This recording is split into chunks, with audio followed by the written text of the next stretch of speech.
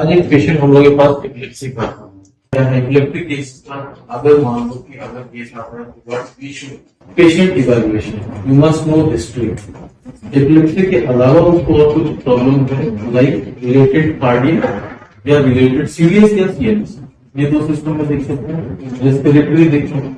यही सब मुख्य ऑब्स्ट्रक्शन हम लोग को मिलेगा एक जनरल फॉर्म में।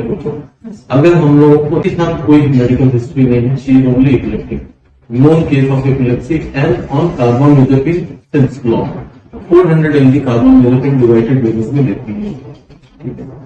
अब उसका एक्सट्रैक्शन करना हम लोग जालोकेन देंगे। Xylocaine is not pure lignocaine, we are giving mix.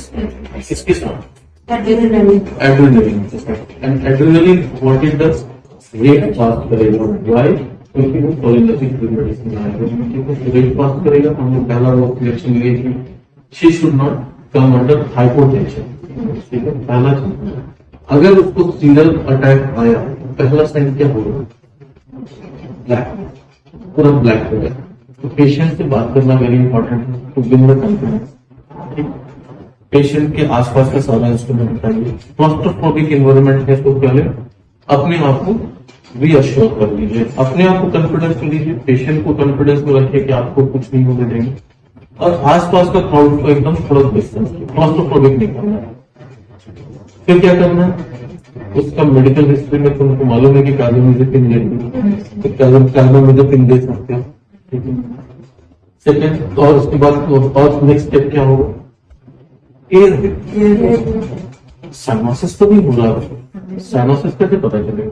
Nails, टंग, चीक, ये सब तुमको लेगा।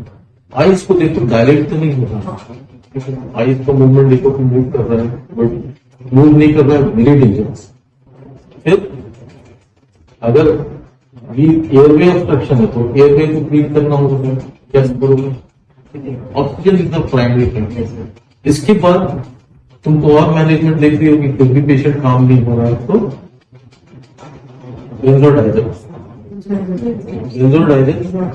IV is the preferred choice, otherwise IMV दे सकते हैं। IV preferred इसलिए बोलते हैं भाई onset is very fast, तो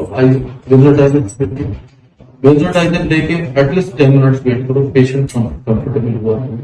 अगर कंफर्टेबल नहीं हो रहा है तो give them a time relax करने के लिए, छोड़ो 10 मिनट, फिर छोड़ो। तब देखो कि कितना एमजी तुम जो बेंजोडाइजर डाले थे, 5 mg डाली थी पहला, उसके बाद 5 mg और डालो, ठीक है। But at all the procedure must be monitored nice closely, breathing, pulse rate और बीपी ये चेक करेंगे। क्योंकि देखो अगर हम लोग उसका बोलेंगे कि हाइपर या हाइपोवोलेमिया होगा तो वो तुम ऐसे नहीं चेक कर सकते, क्योंकि SpO2 तुम देखोगे तो उससे तुमको नहीं पता चलेगा कि उसका हाइपोवोलेमिया में जा रहा है पेशेंट, कितना ऑक्सीजन कंसंट्रेशन है। पहला मैनेजमेंट क्या है? Don't panic. और मेडिसिन में तुम क्या दी?